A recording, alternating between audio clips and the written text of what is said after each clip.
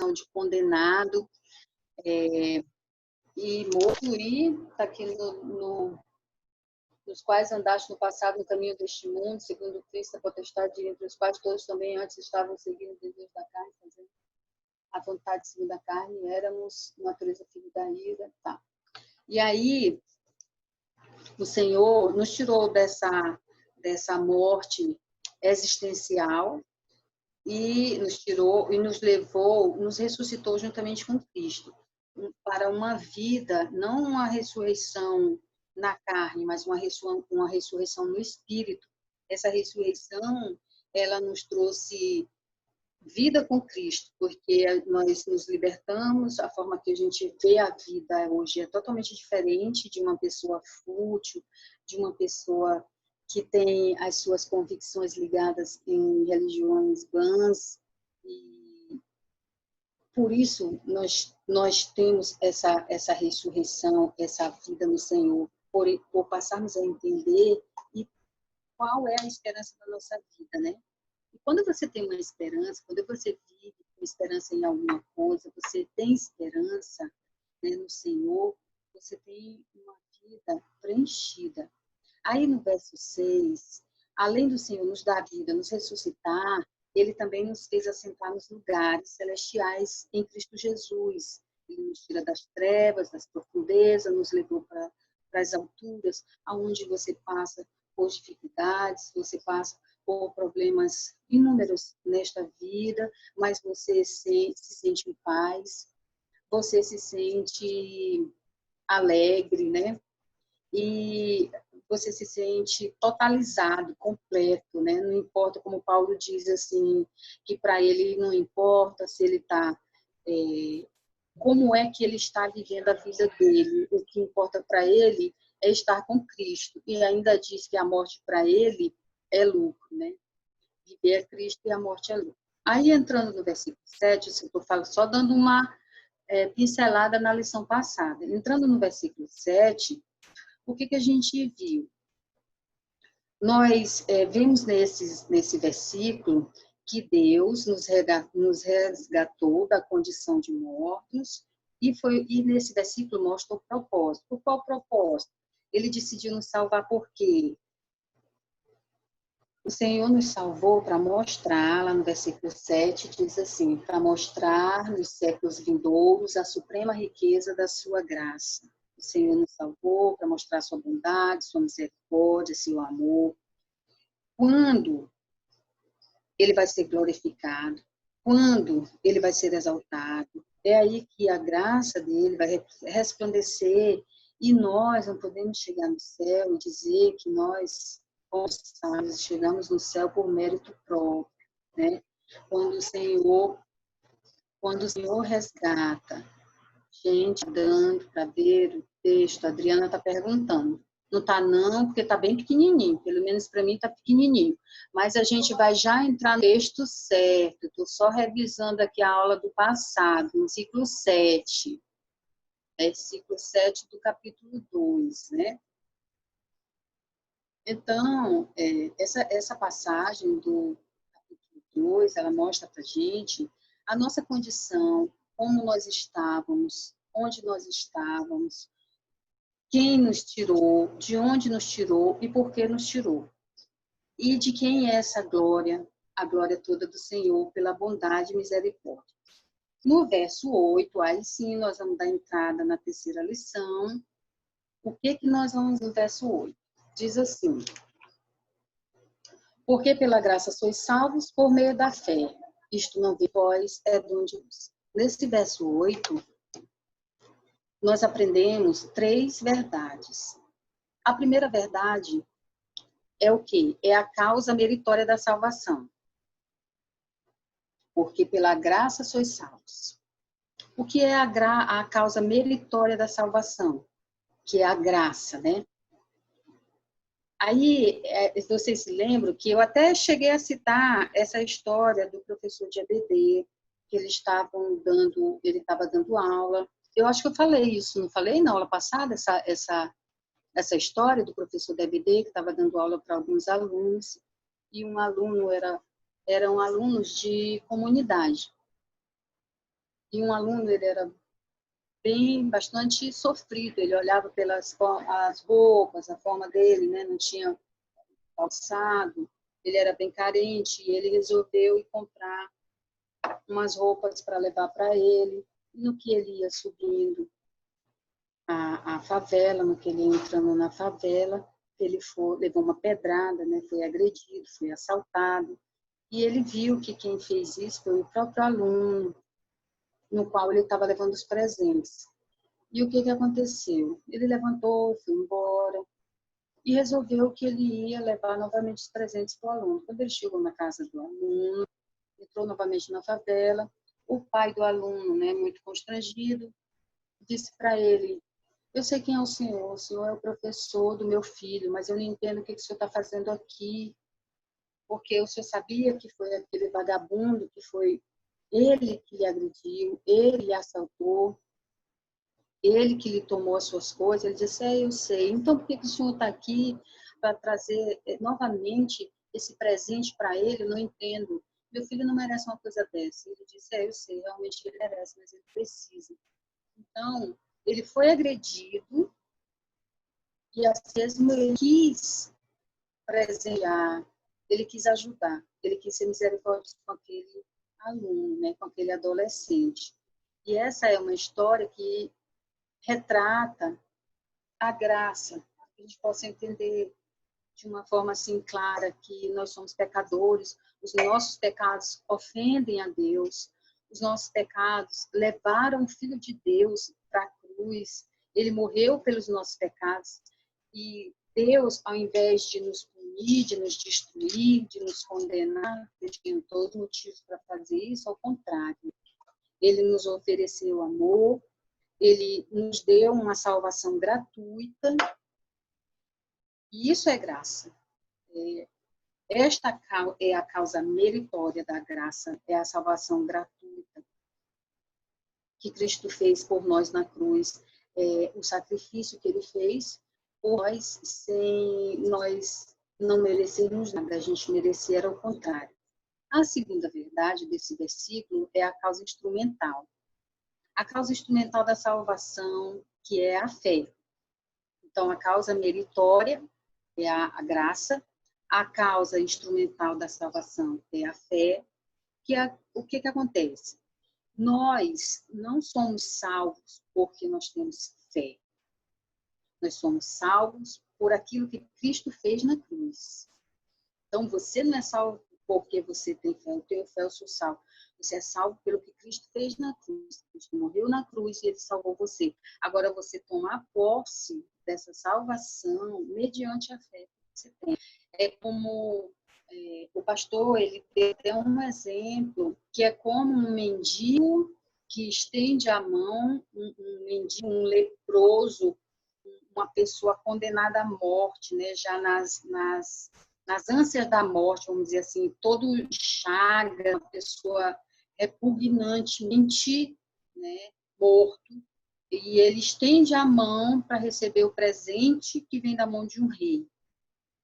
Ele deu esse exemplo para que a gente entendesse, né, o significado da fé. Então, você toma posse da salvação mediante a fé que você tem. É o que Cristo fez que é a base. O Senhor, inclusive, ele orou, né, e disse: Deus, né, Pai, se for possível, passa de mim. Ainda bem que Deus não ouviu essa oração do Senhor, né? E ele conseguiu cumprir esse plano de salvação, chegou até a cruz e morreu em nosso lugar. Então, essa é a segunda verdade do versículo. Porque pela graça sois salvos por meio da fé, e isto não vem de nós, né? Não vem de nós. E a terceira verdade, que é o restante do versículo, né? É o propósito da salvação.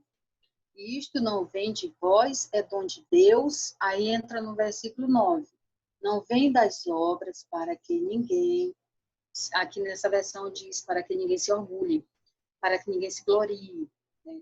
Então, a terceira verdade é o propósito da salvação. Eu não sou salvo por causa das minhas obras, né? Eu sou salvo para as obras. As obras não são a causa da minha salvação. As obras são o resultado, né? O resultado da minha salvação. Eu não pratico boas obras para ser salvo, como muitas pessoas.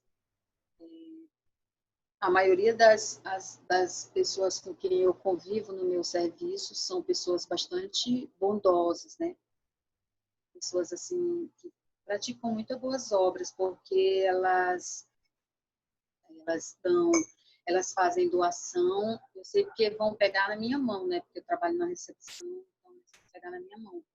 Eles fazem muita doação para a escola de cegos. E é assim, doação, R$100, R$150, sabe? Doação para a escola de cegos, para LBV, doação para LBV, para Lenora Belo. Todos os mensageiros dessas casas de apoio vão buscar doação. Eles fazem doação para orfanato, eles fazem doação de cesta básica, né? E às vezes a gente até se questiona, né? Eu me questiono e creio que vocês também, de dizer assim, pô, a gente não ajudou ninguém nessa pandemia, a gente podia fazer aquilo, a gente podia fazer aquilo outro, né?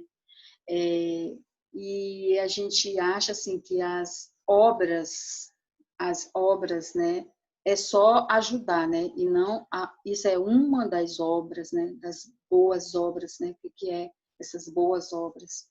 Ajudar a quem precisa é uma das obras que o Senhor preparou. Então, essas obras, né, que o 9 não vem das obras para que ninguém se orgulhe, e diz que o Senhor preparou essas obras para que nós andássemos nela, porque o resultado da minha salvação é que eu pratico essas obras que foi o Senhor que preparou para que eu andasse nela. Ou seja, se você for buscar versículos bíblicos em relação à bondade, o bem, né, boas obras. Então, bondade, né, é o bem, é você estar buscando o bem do próximo, o amor próximo. Se você for buscar versículos bíblicos sobre isso, você vai ver vários versículos onde o Senhor diz que nós devemos buscar, que nós devemos procurar fazer o bem para as pessoas.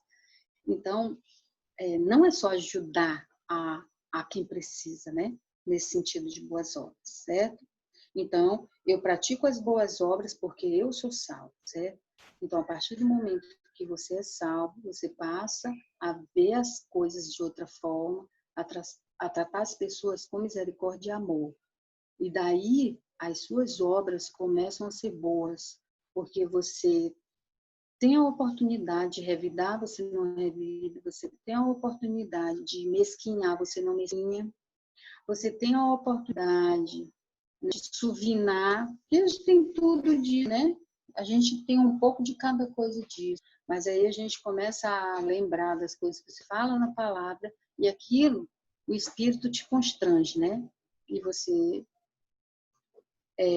começa a ser estimulado para desenvolver essas obras em você. Depois que você é salvo, você passa a entender isso na palavra. Eu vou falando, se vocês quiserem fazer alguma colocação, fazer alguma pergunta, é só vocês me falarem aí, tá bom? Então, a gente vai ler o versículo 10. Versículo 10 diz assim: Pois fomos feitos por Ele, criados em Cristo Jesus, para as boas obras, previamente preparadas por Deus para que andássemos nelas. Deus está trabalhando em nós. Eu achei isso lindo quando eu ouvi, quando eu estava estudando sobre isso, que diz que Deus ainda não concluiu a obra em nós. Ele ainda está concluindo, ele ainda está trabalhando em nós. Então, tem muitas coisas que nós ainda temos muito a conhecer de Deus, entendeu? Nós temos ainda muita alegria para sentir, nós temos ainda muito amor para dar. Nós temos, quando diz que Deus não concluiu e que Ele ainda está concluindo, é que é uma fase de desenvolvimento que o Senhor tem para fazer em nós. O Deus que começou a boa obra em você vai concluir até o dia final o grande projeto de Deus na sua vida. E esse projeto ele é eterno, né? É que Deus predestinou você para você ser conforme a imagem de seu filho. Olha isso, olha que forte, né?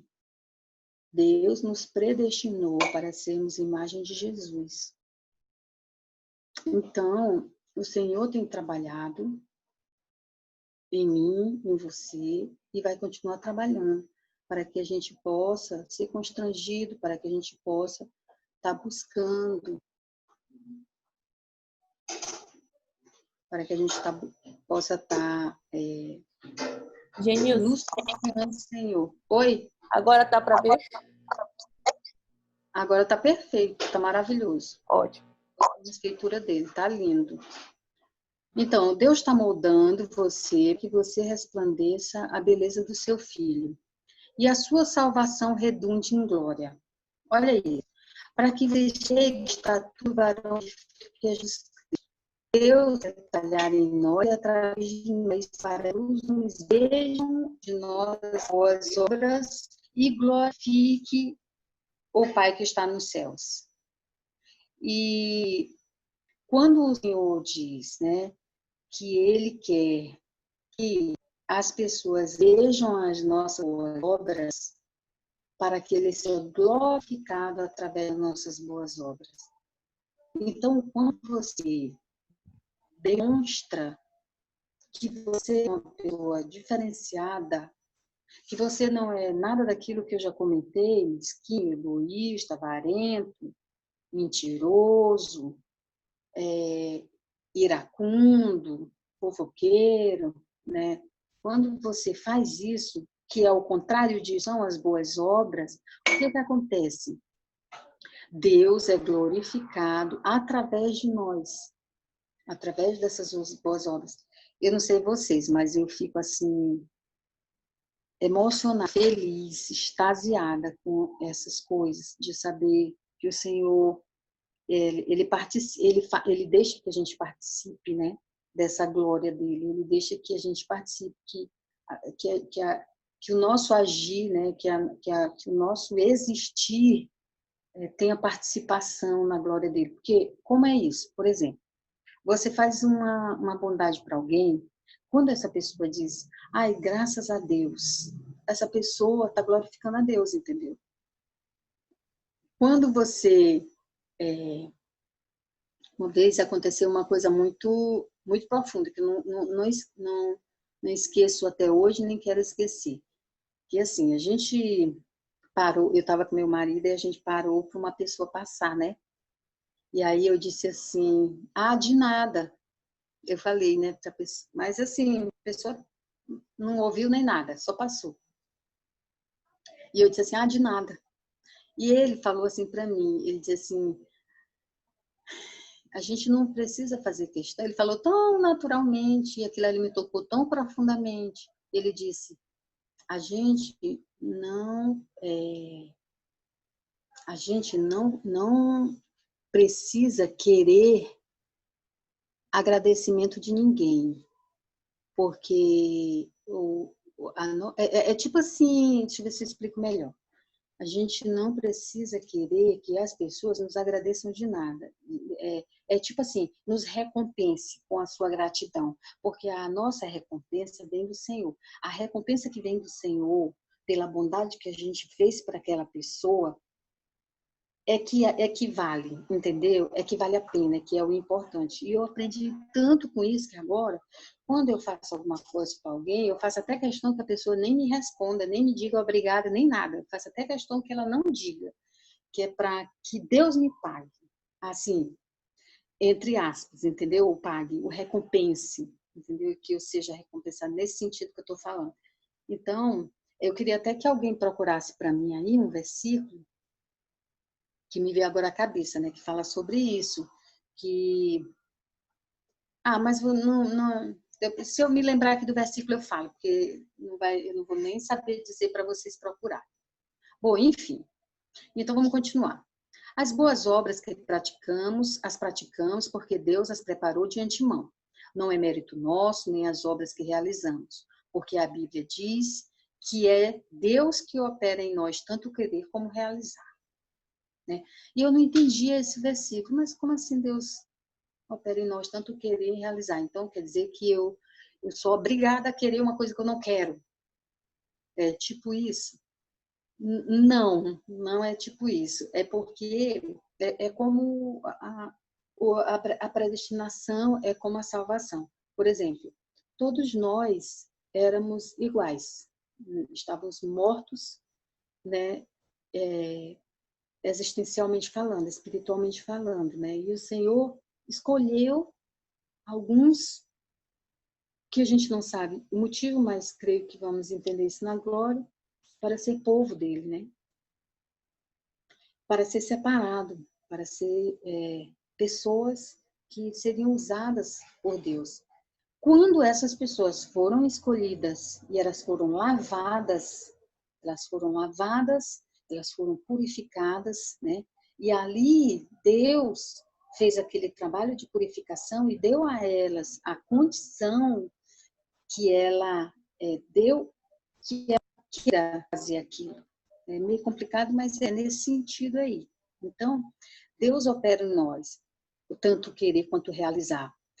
E fala nesse sentido das obras. As boas obras que praticamos, as praticamos porque Deus as preparou de antemão. Não é mérito nosso. Então, ou seja, eu só faço as boas obras porque eu fui salvo e fui preparado para andar nela, para fazer aquilo, entendeu? Que eu fui predestinado a fazer. Então, eu cumpro aquilo ali. Mas quando praticamos as boas obras, não praticamos para alcançar o amor de Deus. Nós as praticamos como gesto de gratidão por aquilo que já recebemos de Deus. Olha que coisa linda, né? Então, então quer dizer que eu vou, quanto mais boas obras eu fizer, mais Deus vai me recompensar. Aí você entra num perigo, né? Um perigo. Por quê? Porque você começa a barganhar. Senhor, eu fiz isso, né? Eu fiz isso. Então, o Senhor poderia fazer isso para mim. Ou então, poxa, Senhor, tanto que eu faço, bem que o Senhor poderia fazer isso para mim, né? E quando a gente aprende que praticar essas boas obras não é um ato de alcançar o amor de Deus, mas um ato de gratidão por aquilo que Deus já fez por nós. Aí você tem uma compreensão assim bem maior das coisas. Você vai dizer, poxa vida, então toda vez que eu pratico uma boa obra, ou seja, toda vez que eu deixo a bondade exalar em mim, o amor exalar em mim, ou toda vez que eu não deixo a maldade, né, as trevas, que é mentira, egoísmo, avareza, fofoca, né, essas coisas. Quando você inibe isso, né, quando você crucifica, como Paulo, crucifico, né, quando você crucifica essas suas vontades más, que fazem parte da natureza do homem, você está fazendo um gesto de gratidão para Deus. E você sabe que tudo que a gente faz pelo Senhor, o bom disso é que tudo que a gente faz pelo Senhor, a gente é recompensado, a gente é abençoado. Mas tem um pequeno detalhe. Quando você faz isso esperando ser, aí você está pecando. Eu espero que esteja dando para você entender o que eu estou falando. Então, quando praticamos as boas obras, não é para que as pessoas batam palma para nós. Não é para que as pessoas nos elogiem, nos enalteçam. Não é para que as pessoas nos elevem, nos coloquem em pedestal, né? Nós praticamos as boas obras para a glória de Deus. Ou seja, vamos falar do nosso ministério. Do nosso ministério. Vou falar de mim, por exemplo. O que eu aprendi, né? Estudando a lição. O meu ministério. Ah, poxa, eu vou dar aula, só tenho um aluno, estudei tanto. Quantas vezes eu não disse isso, né? E quando eu estava estudando essa lição, eu estava, eita, só chicotada, né? Só chicotada doida. Por quê? Eu já comentei isso muitas vezes com a Adriana, que eu dizia, poxa, estudei tanto, me preparei tanto, só um aluno, só 2 alunos, né? E aí, isso aqui veio só, mais uma vez, me lembrar, né? Me lembrar, olha, o que tu não faz para ti. Ah, eu saí da sala de aula muito, muito contente. Eu saí da sala de aula muito, me fugiu agora a palavra, muito contente, né? Por quê? Porque minha aula foi ótima, a sala estava cheia. Então, aquilo ali, o que que acontece? A glória, no fundo, daquilo ali era para mim, não era para Deus. Enquanto eu tinha esse pensamento, mesmo sem saber que era assim, mas eu estava pecando, porque eu estava querendo a glória para mim. Porque quando a sala está cheia, eu me sinto... Sabe quando a gente realiza um trabalho, porque eu não estou me lembrando agora da porcaria da palavra, mas a gente se sente assim, realizado. Pronto, é esta palavra. Me sentia e saía realizada. Por quê? Porque a sala, isso, satisfeita. Porque a sala estava cheia, então eu pude, tipo assim, valeu a pena todo o meu esforço, porque tinha várias pessoas para ouvirem da aula do meu esforço, né? Então, valeu a pena. E tá tudo errado, viu, gente? Tá tudo errado. Glória a Deus por essa aula. Glória a Deus por esse momento que Deus me deu, para que eu pudesse aprender isso, que o Senhor diz assim: quando praticamos boas obras, não é para que as pessoas batam palmo para nós, não é para que as pessoas nos elogiem, nos enalteçam, não é para que as pessoas nos elevem, nos coloquem no pedestal. Às vezes, quando a gente faz as coisas que as pessoas não agradecem, a gente fica até com raiva. Fica até com raiva. Ah, soubesse, mal agradecido, a gente faz as coisas, não sei o quê. E a gente está tão errado, não é para nada disso, mas é para que Deus seja exaltado, para que o nome de Deus seja conhecido na terra, para que as pessoas saibam que quando Deus opera na nossa vida, Ele arranca de nós o egoísmo, a avareza e nos transforma em agentes da bondade de Deus para o mundo. Então, toda vez que você fizer algo de bom para alguém, né, que você se preocupar em estar sempre passando a bondade de Deus através dos seus atos, seja no seu ministério, no seu trabalho, na sua casa, até a paciência que você tem de lidar dentro da sua casa com os seus familiares, que você respira fundo e você faz aquilo, mesmo a pessoa merecendo outra coisa, mas você faz aquilo porque você quer que aquela pessoa veja aquela bondade em você, mas não para ela ver em você, mas que através do que você está fazendo, que ela se sinta bem e que ela chegue a dizer graças a Deus, a enaltecer a Deus, a se sentir, que ela possa sentir que Deus existe, né? Que Deus possa ser conhecido através dos seus atos de bondades e que ela possa ver transformação em você. E não se preocupe que é maravilhoso uma pessoa que lhe conhece de dentro da sua casa e que diz assim, isso aí, essa pessoa mais ainda vai ver uma transformação de vida em você. Então, nós somos os agentes de bondade de Deus para o mundo. E esse é o projeto glorioso de Deus na nossa salvação, quando Ele nos salvou. É para que Deus seja glorificado. E Deus é glorificado dessa forma, através das nossas atitudes, das nossas obras, né? Aquilo que Ele planejou na eternidade, aquilo que Ele executou na história, Ele planejou nossa salvação, Jesus Cristo executou, né? E o Espírito Santo adquire, né?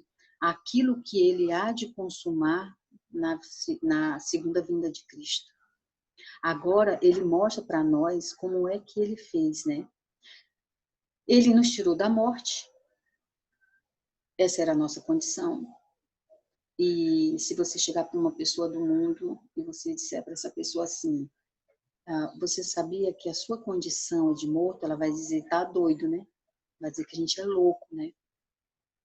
E esse poder de Deus, quando ele diz que o mesmo poder que agiu em Jesus quando foi ressuscitado, é o mesmo poder que age quando nós somos convertidos, quando a palavra toca no nosso coração.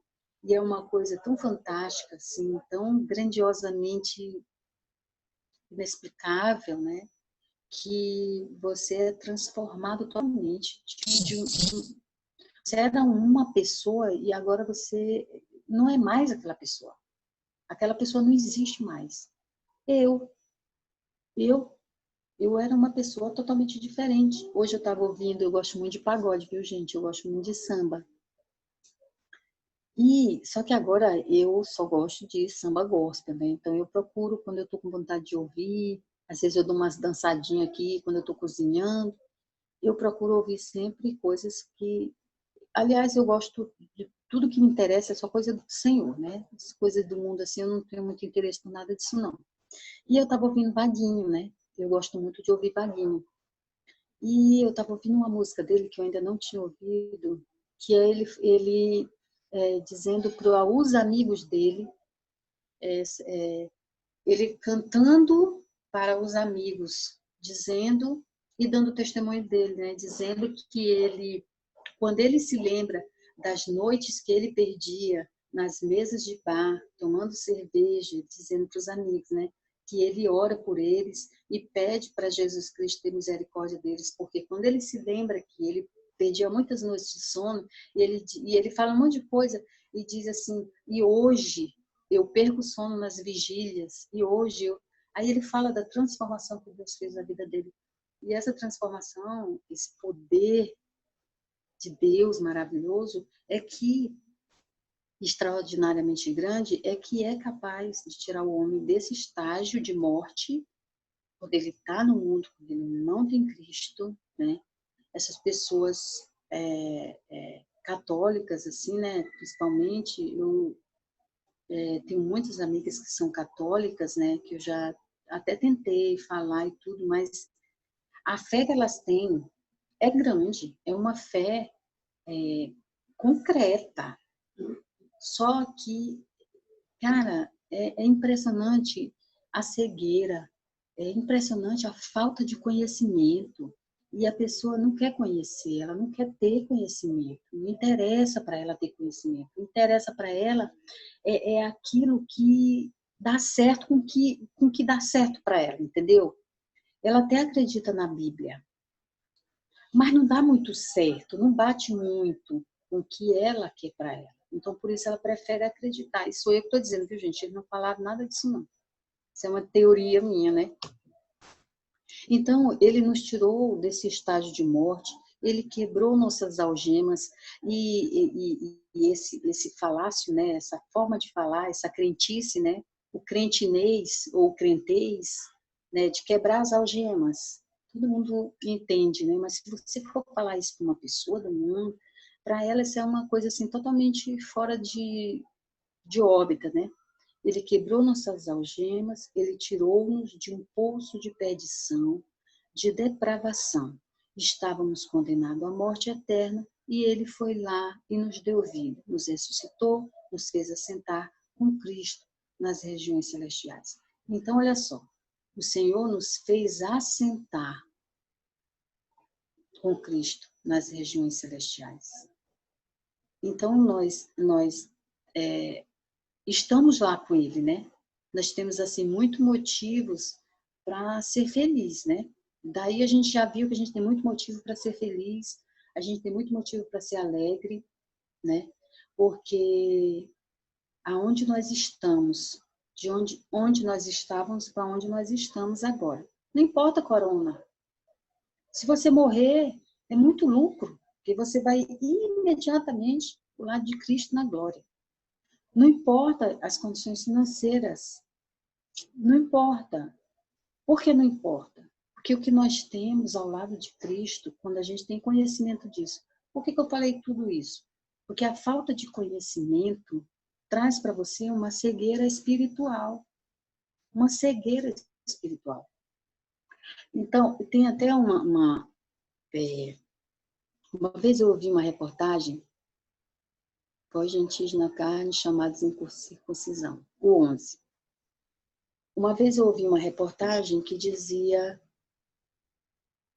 que tinha muitas pessoas que achavam que não dormiam à noite. Elas não dormiam. Então, elas tinham muita dificuldade porque elas não dormiam. E aí foram fazer uns testes com essas pessoas e botaram, né, aqueles eletrodos, né, eletrodos naquelas pessoas para verem qual o motivo, né, que elas tinham dessa dificuldade de sono. O que aconteceu? Elas dormiram a noite toda. Mas elas não ficaram acordadas. Aí, logo depois, né, da pesquisa, disse assim, mas essas pessoas, elas só imaginavam que elas não dormiam e elas acordavam cansadas, entendeu? Mas elas dormiam. Então, assim, você precisa ter conhecimento daquilo que acontece com você. Quer dizer, você é crente, mas você não sabe, não tem conhecimento realmente das coisas que lhe rodeiam, das armas poderosas que Deus lhe dá. E você passa pela vida só, a vida crentice, né? Cretense, crentice, enfim. Então, você precisa entender, ele foi tal. Esse presente da fé, o presente que o Senhor nos dá pela graça, a graça que nós recebemos, e ele agora coloca diante de nós as boas obras. Ele mesmo preparou para andarmos nela, para que o nome dele seja exaltado, para que a glória e o nome dele seja exaltado, né? Para que a glória dele resplandeça, para que ele seja conhecido e visto. Agora eu pergunto para você, tudo isso você só tem uma noção quando você nasce de novo. Tudo isso você só tem uma noção quando você é uma nova criatura. Se você não tiver esse novo nascimento, se você não for uma nova criatura, fica muito difícil que você possa captar as coisas, as preciosidades que tem nesses versículos. Entendeu? No verso 11, já está o 11. Portanto, lembrai-vos de que outrora, vós gentios na carne, chamados incircuncisão, por aqueles que se intitulam circuncisos na carne, por mãos humanas. Vou ler aqui mais um pouco. Deixa eu ver aqui, ó. Aqui no título do versículo 11, no versículo 11 tem um título, que diz assim, ó, gentios e judeus são unidos pela cruz de Cristo. Gentios e judeus. Eu estava fazendo uma pesquisa sobre a quantidade de guerras que tem hoje em dia, né? Porque a gente vê que os palestinos, eles não... A gente vê muitas reportagens sobre palestinos, sobre guerras no Oriente Médio, o Islã, a gente vê vários tipos de guerra. E aqui, quando o Senhor diz assim, gentios e judeus são unidos pela cruz de Cristo. Portanto, lembrai-vos de que, no passado, vós gentios por natureza, chamados em circuncisão, pelos que se chamam circuncisão, feita pela mão de homens. Ou seja, aquela velha história dos que, inclusive a gente tem até um versículo que fala sobre isso, que Pedro, né, ele ainda estava, Pedro e Paulo tiveram até um probleminha sobre isso aí, por causa das pessoas que eram da circuncisão e dos que não eram da circuncisão, que os gentios que foram se convertendo, que não tinham se circuncidado e não precisava mais, porque a circuncisão hoje para nós é no coração, eles eram coagidos, né, a circuncidar-se. Eram as pessoas que ainda viviam segundo a lei. E isso teve um problema. E trazendo aqui para nós, para o versículo, diz assim no 12: estáveis naquele tempo sem Cristo, separados da comunidade de Israel, estranhos às alianças da promessa, sem esperança e sem Deus no mundo. Mas agora, lembra que eu falei para vocês o significado de mais agora? Quem aqui consegue lembrar? Que é uma dissertativa, né? Que ela é um contraste com o que era e com o que é agora. Então, é um contraste. E quando diz, mas agora, estáveis naquele tempo sem Cristo, separados da comunidade de Israel. Aí eu fiz uma pesquisa sobre isso, aqui sobre os conflitos de guerra, que diz assim, olha, o primeiro-ministro da Inglaterra, Chamberlain, o nome dele é mais ou menos assim, retornou em setembro de 1938 da Alemanha com grande alegria, com grande entusiasmo, e deu notícia à Inglaterra, conseguir demover o chanceler alemão Adolf Hitler de pensar numa Segunda Guerra Mundial, e ele estava apostando no sucesso da sua missão de paz. Um ano mais tarde, Hitler invadiu a Polônia e no dia 3 de setembro de 1939, a Inglaterra precisou declarar guerra contra a Alemanha. Estava anunciada a sangrenta e truculenta Segunda Guerra Mundial. Então, se você for examinar a história, você vai ver que a vasta maioria das missões de paz fracassaram. Vimos há alguns anos um Menahem, que é o primeiro-ministro de Israel, não sei ler esse nome, Menahem Begin, uma coisa assim, que é o primeiro-ministro de Israel. Ele fez um acordo de paz com os palestinos. Quanto que a gente já ouviu falar dessas guerras, né, que tem aí? Ele fez um acordo de paz com os palestinos e hoje aquela terra... me perdi. Um acordo de paz com os palestinos e parecia que estava resolvida a problemática da relação entre israelenses e palestinos. E hoje aquela terra parece um campo minado, onde se vê cada vez mais distante essa possibilidade de paz. O mundo parece um campo minado. O mundo parece um barril de pólvora. As intervenções internacionais tentam implantar uma missão de paz fictícia, forjada, apenas para defender seus interesses. Mas se a gente for prestar atenção nessa passagem, que a gente vai ler agora, esses dois, três pequenos versículos, você vai ver que o único pacto de paz verdadeiro e eficaz é o pacto de paz que o próprio Deus realizou. Por quê? Porque quando uma pessoa se converte, acabou ali a inimizade. Ele tanto faz ser palestino, como ele ser judeu, como ele ser gentil, ele passa a ser o quê? Irmãos em Cristo. Então, os versos 13 e 14, a gente vai voltar lá para o 11 e 12, para a gente dar uma olhada. Vamos voltar aqui. O 11. Portanto, lembrai-vos de que no passado, vós gentios por natureza, chamados em circuncisão, pelos que se chamam circuncisão feita pela mão de homens. A palavra outrora descreve o passado, o que os gentios eram, o que os judeus eram.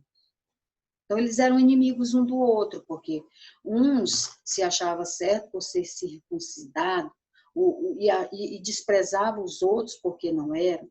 Os gentios eram objetos de desprezo, a gente já sabe disso. Quem eram os gentios? Nós, né? Nós somos gentios, objetos de desprezo dos judeus. Porque os judeus são o povo que foi separado para Deus, né? Quem eram os da incircuncisão? Os gentios. Quem eram os da circuncisão? Os judeus. Esse desprezo era tão forte, ele era tão forte, tão sério, que se uma mulher gentia estivesse no trabalho de parto, precisando da ajuda de um judeu, ele não ajudava. Precisando de ajuda de uma mulher judia, ela não ajudava. Por quê?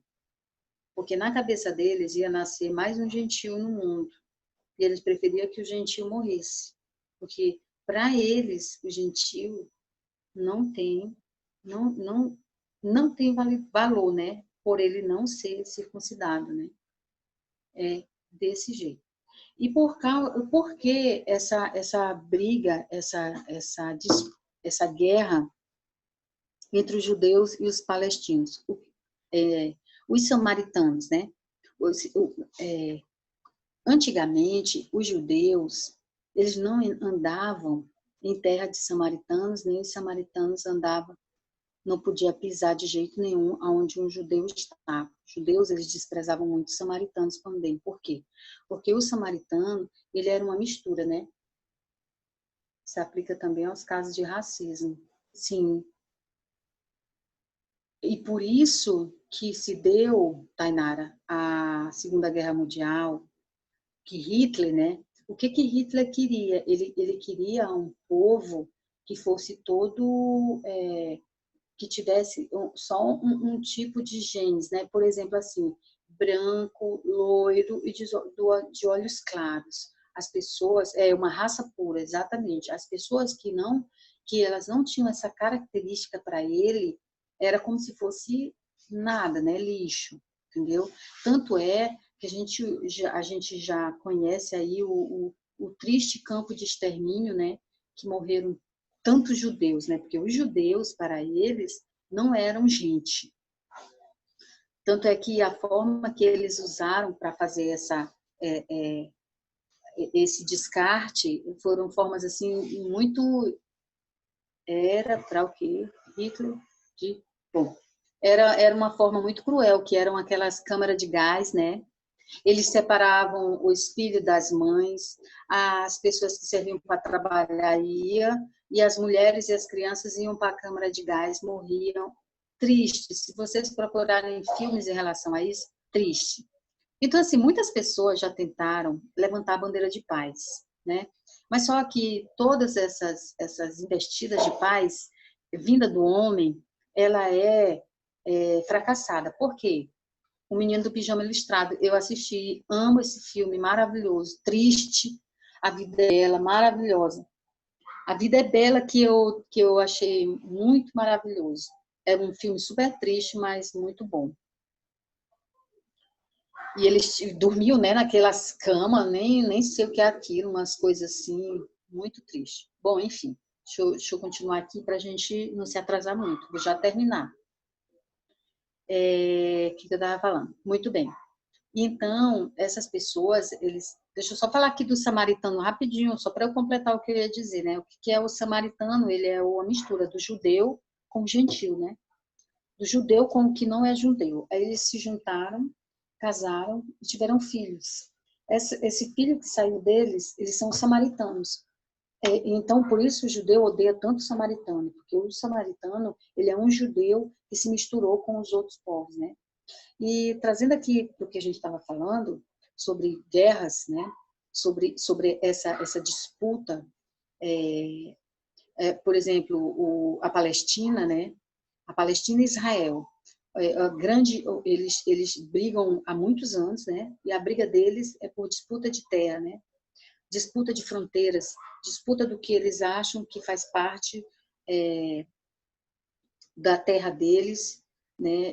Inclusive o templo, uma parte do templo é dos palestinos, outra parte do templo é dos judeus. É meio louco. Se você for buscar, você vai ver várias guerras, assim, triste. Tem até uma guerra aí tem as guerras civis, tem as guerras militares, né? E a Segunda Guerra Mundial, eu estudei, pesquisei, e o que eu vi, assim, triste, porque quando Hitler, quando esse chanceler foi lá, conversou com Hitler e voltou para a terra dele, né, super feliz porque não ia para a Inglaterra, que não ia ter mais guerra nem nada, E só que Hitler mentiu, né? Depois de um ano, ele invadiu a Polônia. O que é que aconteceu? A Inglaterra invadiu a Alemanha e começou aquela várias foi global, porque muitos ficaram do lado de Hitler, muitos ficaram do lado da Inglaterra, eram contra Hitler, e aí começou, quem era a favor, e começou uma guerra contra a outra, e morreu muita gente, muita gente. Muito bem. Então, vários acordos de paz que foram propostos e ainda vai ser proposto daqui para muitos anos, enquanto existe mundo e vida, vão fracassar.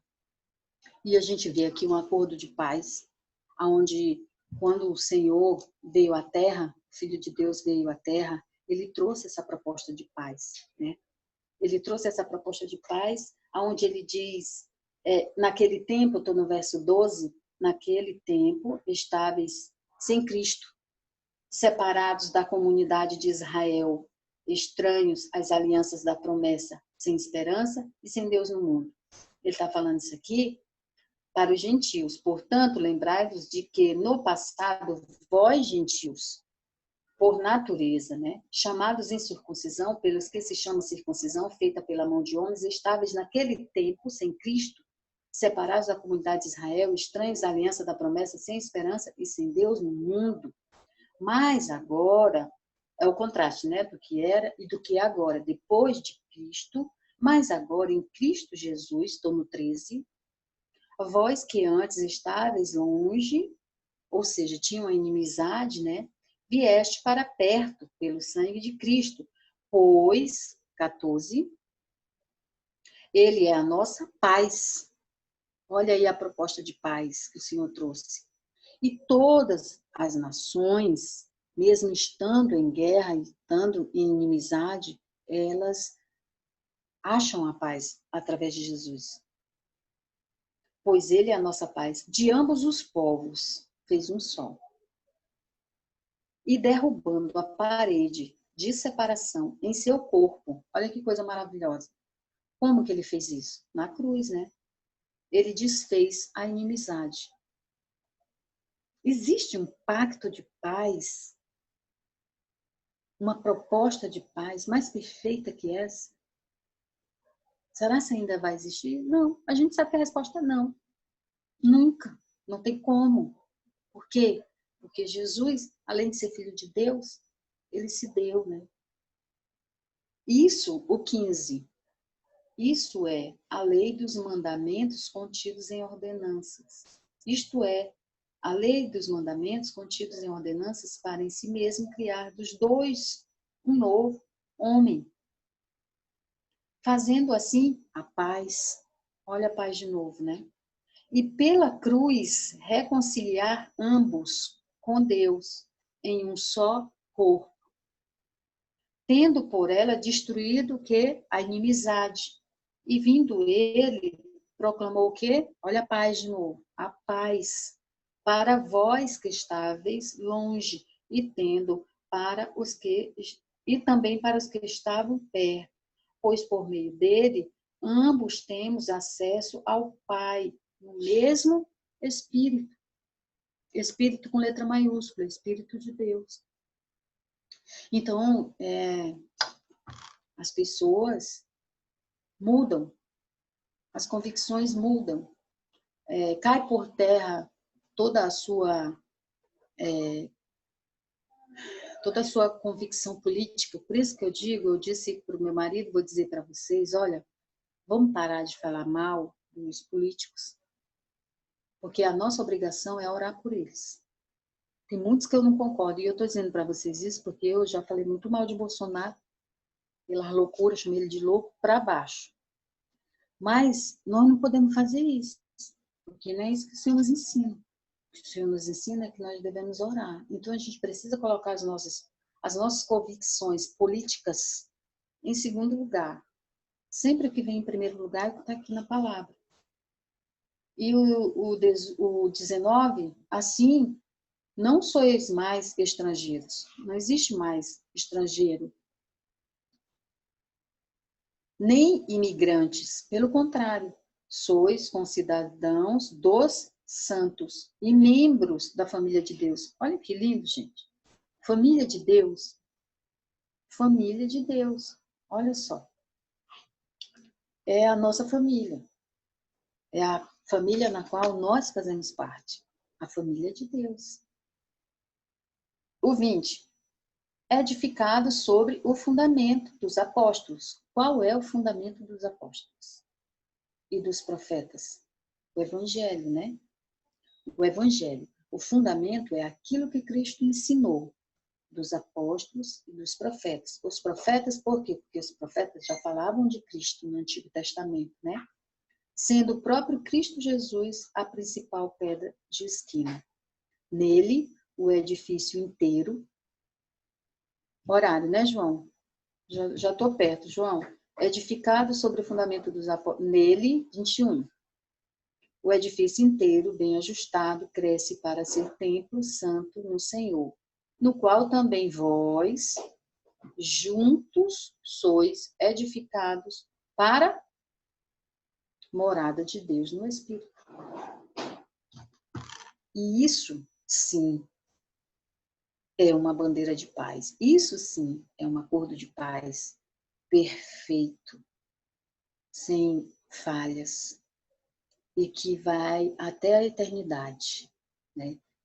Isso foi só o que a gente aprendeu no capítulo 1 e no capítulo 2 de Efésios. Para que a gente possa compreender que a palavra de Deus, nela está contida a história. E quando a gente para estudar a palavra de Deus, a gente começa a ter conhecimento das coisas que acontecem ao nosso redor. E a falta desse conhecimento pode nos trazer muitas falhas. A gente ficar tateando que nem cego. Então, por isso, eu peço a vocês, leiam a Bíblia, estudem, parem de perder tempo ouvindo som, entendeu? Busquem, escutem pregações, busquem. Agora mais do que antes, porque a gente está vivendo dias bem difíceis, né? E a gente sabe que a tendência é de ficar mais difícil ainda. Amém. Terminei, viu, gente? Terminei, João Vitor, 6h40, ó, viu? Certinho. Começamos 5h40. Espero que vocês tenham entendido. Alguém quer perguntar alguma coisa aí, fazer alguma colocação?